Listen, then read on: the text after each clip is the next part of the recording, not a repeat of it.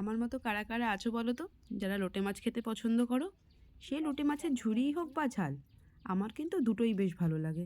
তো তার জন্য আজকে বানিয়েছিলাম লোটে মাছের ঝাল। আর মা যেভাবে রান্না করে সেইভাবে রান্না করলে একটা মাছও ভাঙবে না। তো চলুন দেখি কী কী প্রসেসে মা রান্না করছে। প্রথমে মাছটাকে ভালো করে লেবু দিয়ে ধুয়ে নিতে হবে। লেবু দিয়ে ধুলে না মাছের যে গন্ধটা থাকে সেটা থাকে না, সেটা চলে যায়।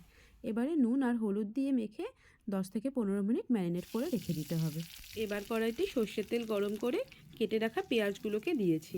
এখানে প্রায় 3টে বড় সাইজের পেঁয়াজ রয়েছে। এবারে সামান্য একটু হলুদ আর একটু নুন দিয়ে ভালো করে পেঁয়াজটাকে ভেজে নিচ্ছি।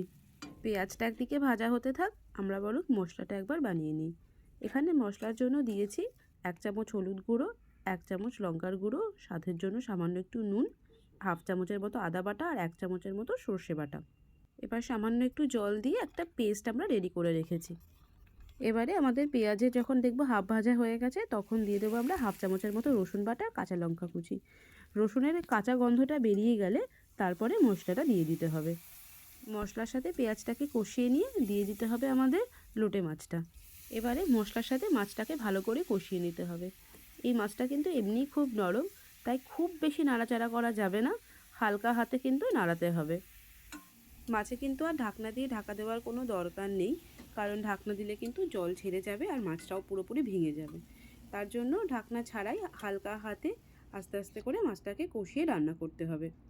মাছ থেকে কিন্তু অলরেডি জল ছেড়ে দিয়েছে আর আমাদের রান্নাটাও কিন্তু অলমোস্ট শেষের পথে। একটাও মাছ কিন্তু ভাঙেনি, সব কটা মাছ গোটা রয়েছে। ব্যাস রেডি হয়ে গেল লোটে মাছের ঝাল। এবার দেখলে বুঝতেই পারবেন আমাদের সব কটা মাছ কিন্তু গোটা রয়েছে, একটা মাছও কিন্তু আমাদের ভেঙে যায়নি। তো কেমন লাগলো রান্নাটা অবশ্যই কিন্তু আমাদের কমেন্টে জানাবেন আর আমার চ্যানেলটাকে সাবস্ক্রাইব করে রাখবেন।